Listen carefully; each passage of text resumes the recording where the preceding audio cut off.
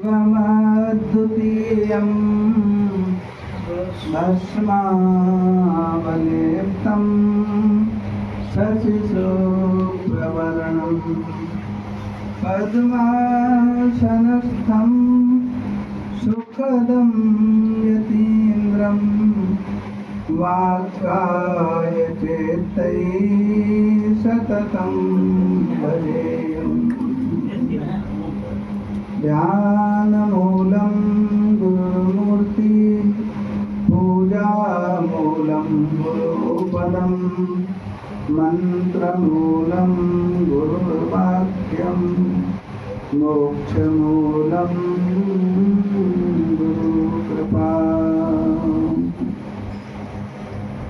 जगद्गुरु सिकंदर भगवान की सद्गुरुदेव जय। आज के आनंद की आज बड़े ही हर्ष की बात है, प्रसन्नता की बात है। आज हम लोग यहाँ प्रजापिता ब्रह्म कुमारी सूर्य विश्वविद्यालय मरौरा में हम आए हैं और बड़ा अच्छा लगा। बहनों ने बड़े अच्छे से स्वागत किया। इतने सत्संग प्रेमी सब लोग बड़े सज्जन हैं। मेरा परिचय, मैं महंत अद्वैतानंद श्री पंचायती अखाड़ा बड़ा उदासीन निर्वाण ध्रुवशील मंडल, हमारा मुख्यालय रूपगंज प्रयागराज। और हमारी जो ये जमात या संत मंडली जिसको कहते हैं, ये पूरे भारतवर्ष में भ्रमण करती है और आज से नहीं या कुछ दिन से नहीं, सैकड़ों वर्षों से ये परंपरा चली आ रही है। 1825 के बाद से अनवरत चली आ रही है। बड़े बड़े महापुरुष हुए इस परंपरा को चलाते हुए, पूरे भारतवर्ष में भ्रमण करते हुए। चेतो नगरी तारो गांव, अलख पुरुष का सुमिरो नाम। नगरवासी, ग्रामवासी जो जन हैं, जो सनातन लोग हैं, उनको चैतन्य करना, उनको जागृत करना। उठ जाग मुसाफिर भोर वही, अब रैन कहाँ जो सो गए। अपनी परंपराओं को समझना, अपनी परंपराओं को जीना। जो हमारी वैदिक सनातन संस्कृति है उसको जीना, जो हमारे वैदिक सनातन नियम हैं उनको जीना, और जो हमारे पूर्वजों ने जिस तरह से जीवन जिया है, जिस तरह से धर्म के रक्षा के लिए, राष्ट्र की रक्षा के लिए जीवन और तन धन का जो उत्सर्ग किया है, ठीक उसी तरह से हम लोग भी तत्पर रहें। तो ये भाव को लेकर के हम गांव-गांव और नगर-नगर में भ्रमण करते हैं। कन्याकुमारी से लेकर के कश्मीर तक, और इधर जो है हम लोग अफगानिस्तान, गांधार, सिंधु, वहाँ तक हम लोग भ्रमण करते थे।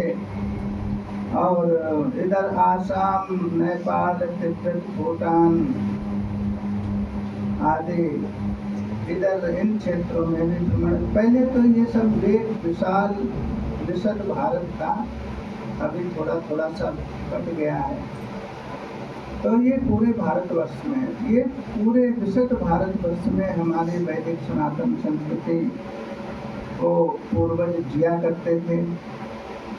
अब थोड़ा सा अनेक उसमें बट गया है, लेकिन कोई बात नहीं, फिर भी सनातन संस्कृति सनातन ही संस्कृति। सनातन संस्कृति का मतलब आप लोग ये समझते होंगे क्या मतलब। सनातन संस्कृति के सूत्र हैं अपने माता पिता को भगवान के जैसे मानो,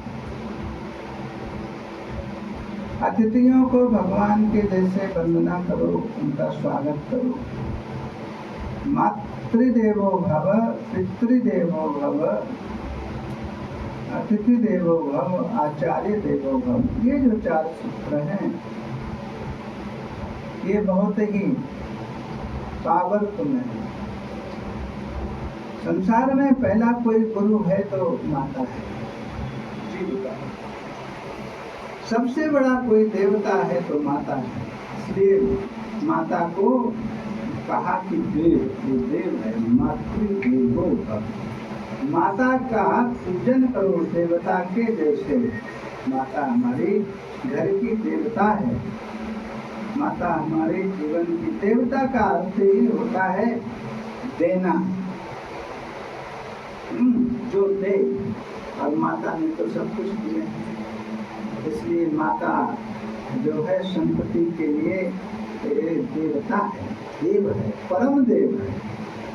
तो इसी तरह पिता का भी स्थान है दूसरा, पितृदेवो भव। पिता भी देवता है। पिता अपनी समग्र सुख सुविधाओं को छोड़ करके और संतति का कितना ध्यान रखती है, पढ़ाती है, लिखाती है, शिक्षित और दीक्षित करती है, संवर्धन करती है, परिवर्धन करती है। और तो ऐसी स्थिति में पिता भी देवता है। और आचार्य हमको शिक्षा दीक्षा दे करके, ज्ञान प्राप्त करा करके हमारे जीवन को और उज्जवल और मंगलमय करता है, हमको सशक्त करता है। तो ऐसे आचार्य का भी बंधन हमारे यहाँ का। आचार्य देवो भव और अतिथि देवो भव। पता नहीं किस रूप में आ जाए भगवान, जो बिना तिथि के, बिना समय बताए, बिना वो बताए आते हैं, उनको अतिथि कहते हैं। तो ऐसे अतिथि जो है वो भगवत स्वरूप होते हैं, और उनका स्वागत करना, उसका वंदन करना, उनका पूजन करना, भगवान का पूजन। तो ये हमारे यहाँ संस्कृतियाँ हैं। हमारे यहाँ देवता पूजन है, कुल देवताओं का पूजन है, इष्ट देवताओं का पूजन है। ये हमारी वैदिक संस्कृति। तो बहुत नियम है हमारे यहाँ वैदिक सनातन संस्कृति में। 16 संस्कारों का भी जो है की चर्चा की गई है और दृढ़ता से की गई है। हम सशक्त रहें, हम बलवान रहें, हम सशक्त रहें, इसके लिए जो है 16 संस्कारों का की चर्चा की गई है। 16 संस्कार जितने अच्छे से लोग जिएंगे, प्राप्त करेंगे, उतना ही व्यक्ति का व्यक्तित्व मजबूत होगा, व्यक्ति दृढ़ रहेगा, व्यक्ति आस्थावान रहेगा, व्यक्ति अपनी संस्कृति के प्रति दृढ़ रहेगा। तो इसलिए संस्कारों की बात हमारी सनातन संस्कृति में है, और हम लोग उनकी संतान हैं। हमारे वो हैं प्रेरणा स्रोत।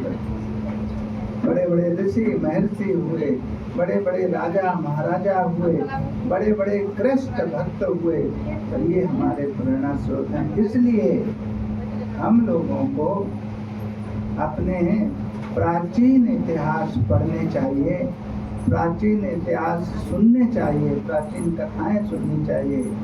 तो उनसे सुनने से हमको एक संबल मिलता है, हमको एक बल प्राप्त होता है, और हम अपना जीवन अच्छी तरह से संसार में करके जा सकते हैं, एक छाप छोड़ सकते हैं। ये नहीं कि आप कितना जिए हो, ये महत्वपूर्ण है, आप कैसा जिए हो, आपका जीवन कितना क्रांतिकारी रहा है, कितना ये 100 वर्ष जी जाए। लेकिन कोई है 100 वर्ष की जिंदगी में 2-4 वर्ष ऐसा काम कर देते हैं और जिंदगी भर और जिंदगी के बाद भी याद आते हैं। तो कितना जिए ये नहीं है, कैसा जिए वो हमारी प्रेरणा स्रोत होते हैं। क्या कर रहे हैं ये नहीं, किस लिए कर रहे हैं ये मंगल कर होता है। हमारी भावना क्या है, तो इसलिए हमारे यहाँ बड़ा सावधान रहने की जरूरत है। तो यही प्रेरणा हम लोग चर्चा करते हुए चेतव नगरी तारव गाँव अलग पुरुष का सुमरव नाम। भगवान का सुमरन हरिर नावैव हरिर नावैव हरिर नावैव केवलम नास्तेव नास्तेव नास्तेव गतिरन्यथा। भगवान का नाम ही एक ऐसा है कलयुग में जो उसका स्मरण करे हैं, उससे हमको परम पद की प्राप्ति होती, परम लाभ की प्राप्ति होती है। कलयुग में सबसे सरल उपाय कोई है तो भगवान का नाम है। हम लोग भगवान के नाम का जप करें, ध्यान करें, सुमिरन करें। आप किस परंपरा में हैं ये नहीं, सारी परंपराएं जैसे सारी की सारी नदियां हिमालय से निकली हैं, उसी तरह से सारी की सारी परंपराएं सब भगवान से निकली हैं, वैदिक सनातन संस्कृति से निकली हैं। तो इसलिए हम भगवान के हैं। हमारा मूल जो है वैदिक सनातन संस्कृति, हमारा मूल कोई है तो वेद है। वेद में हर व्यक्ति के लिए वहाँ पर निर्देश है किसको क्या करना चाहिए, किसको किस तरह करना चाहिए। तो ये वेद ही हमारे मूल हैं, वेद के अनुरूप चलें और जो हमारे महापुरुषों ने जो परंपरा बनाई है उसको लेते हुए, वेद को मानते हुए हम लोग आगे बढ़े। तो ये बात रही। तो पंचायती अखाड़ा बड़ा ये पूरे भारतवर्ष में भ्रमण करता है। और अभी हम हरिद्वार से चले थे, फिर आए बिहार में और उसके बाद भी फिर हम लोग प्रयागराज कुंभ मेला गए, कुंभ मेला किए। कुंभ मेला के बाद में फिर वहाँ से रमत हमारी प्रारंभ हुई। हम लोग वहाँ से बनारस होते हुए, बनारस बलिया, आजमगढ़ बलिया होते हुए यहाँ मलौरा यहाँ आए हैं। और कल ही भगवतियों का से बात हुई, चर्चा हुई और आज हमको यहाँ भी आने का सौभाग्य प्राप्त हुआ है। तो ये जो बहुत अच्छा है कि आप लोग इस तरह से घर घर में जाकर के सबको जोड़ते हैं। हमारी वैदिक सनातन संस्कृति से जोड़ना, इससे क्या है, दो फायदे हैं। एक तो जो लोग ईसाई वगैरह बन रहे हैं उससे, और दूसरे जो लोग खाते में तो ईसाइयत आदि से हम लोग बच रहे हैं। अपने धर्म का प्रचार प्रसार करें, अपने जो भी परंपराएं हैं उठना बैठना। अब देखो यहाँ आप लोग कितने अच्छे से पहनावा है, आजकल लोग बाहर इतना वो हो गया है, जितने पैसे वाले लोग हैं उतने ही उनका उल्टा सीधा पहनावा। कम से कम अपने देहात में इधर ग्रामीणों में बच्चियां हैं, बेटियां हैं, अब तो पहनते हैं, अपनी पुरानी परंपराओं को जी रही हैं। माताओं के लिए है बाल खोल के निषेध है। जो माताएं बाल खोल के रहती हैं उनके यहाँ से, उनके घर से लक्ष्मी जो है विदा हो जाती है। तो आप लोग सब पालन कर रहे हैं, जी रहे हैं। माथा कभी खाली नहीं रखते हैं, जो हमारी परंपराएं हैं, ये बड़ा अच्छा है। ये कोई ऐसे ही नहीं है, अच्छा मानवों के लिए, लोगों के लिए भी ऐसे ही, लोग भी पुरानी परंपराएं, तो लोग बढ़िया कुर्ता धोती पहनते थे, टोपी लगाते थे, आजकल नहीं है, चलो बदला है कुछ। हमने पाश्चात्य संस्कृति को जीना शुरू कर दिया, लेकिन वो जो जैसे रहते हैं उस तरह से हमने नहीं। हमारे यहाँ इतनी गंदगी रहती है, भारत में जाओ और विदेशों में जाओ, देखो कैसी सफाई, रोडों पर या आम जगह पर कहीं गंदगी नहीं मिलेगी। और हमारे यहाँ बड़े पढ़े लिखे लोग भी जहाँ खाए और वहीं वहीं छोड़े। अरे पाश्चात्य सभ्यता कुछ सीख ले तो पूरा सीखो, दोनों पक्ष सीखो, एक पक्ष नहीं। हमारी संस्कृति है हिंदुओं के लिए शिखा सूत्र रखना, माथे पर तिलक लगाना, हम लोग यज्ञोपवीत धारण करना नहीं पहनते। ये तुम्हारे मंगल के लिए है, तुम्हारे उत्कर्ष के लिए है, तुम्हारी सामर्थ्य और बढ़ाने के लिए है, तो ये सब नहीं है। हमारी संस्कृति है प्रातः काल उठ के रघुनाथा, अमात पिता गुरु ना बहिमा। ये संस्कृति में राम जी ने पालन किया है। सुबह उठ करके पहले माता पिता को प्रणाम करते हैं, फिर गुरुजनों को प्रणाम करते हैं, तब अन्य कार्य शुरू करते हैं। लेकिन आज की संस्कृति क्या है, भूल रहे हम लोग। तो उसका प्रभाव भी देखिए, इतना लोग पैसे वाले संपन्न होने के बावजूद भी घर परिवार में कोई शांति नहीं। तो ये सब परंपराएं आप लोग ध्यान से प्राप्त कर रहे हैं। परस्पर भाईचारा, परस्पर सामंजस्य, एक दूसरे का सहयोग, ये हमारे ये संस्था है, सबको सिखाती है। परस्पर प्रेम भाव सिखाते हैं। हम बहुत बहुत मंगल कामनाएं करते हैं, साधुवाद देते हैं सभी को।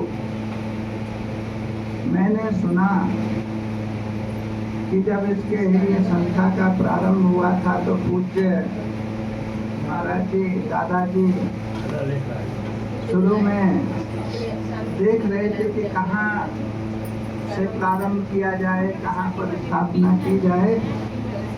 बहुत प्रयास किए, कई लोगों के पास गए, लेकिन उनको उचित समाधान प्राप्त नहीं हुआ। अंत में हमारे एक वेद मूर्ति पूज्य महाराज जी ब्रह्मलीन गुरु गंगेश्वर आनंद जी महाराज, पूज्य महाराज श्री गुरु गंगेश्वरानंद जी महाराज जो वेद मूर्ति थे,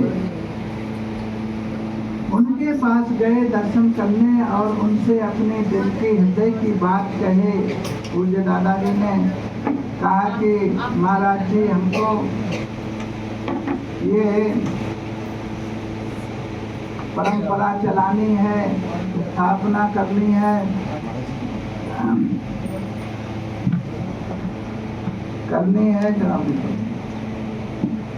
घटना करनी है, आप हमारा मार्गदर्शन करें। और तब पूज्य महाराज जी 2 मिनट मौन रहे और मौन रह करके उन्होंने बोला कि जाओ तुम जो है माउंट टापू पर जाकर के वहाँ पर प्रारंभ करो, श्री गणेश करो, और आपका जो है ये संस्था दिगंत में रात दिन दोनों रात चौगुनी जो है इसका प्रकाश और विकास होगा और बड़े बड़े अच्छे लोग जुड़ेंगे और इसको ऊंचाइयों तक ले जाएंगे। तो पूज्य महाराज जी ब्रह्मदेन वेद मूर्ति गुरु गंगेश्वरानंद जी महाराज जी ने ये बात कही थी। उदासीन आचार्य, उदासीन परंपरा के, उदासीन संप्रदाय के पूज्य महाराज जी भी थे, तो उन्होंने ये बात कही और वो बात सत्य हुई। उनके वचन मान करके पूज्य दादाजी जहाँ माउंट आबू पर जाकर के उन्होंने वहाँ पर प्रारंभ किया। और आज आप सब देख रहे हैं पूरे भारतवर्ष के कोने कोने में और देश विदेशों में भी जिसकी महिमा, जिसकी कीर्ति छाई हुई है। और सब जो जुड़े हैं सभी बड़े अच्छे तरह से मैनेज कर रहे हैं और परंपराओं को बढ़ा रहे हैं। मैं भगवान से के चरणों में यही अरदास करता हूँ, प्रार्थना करता हूँ कि इसी तरह से सबका मंगल होता रहे और सबके मंगल के साथ में स्वयं का भी मंगल हो, तो ऐसी कामना करते हुए अपनी वाणी को विराम देते हैं। ओम शांति शांति शांति।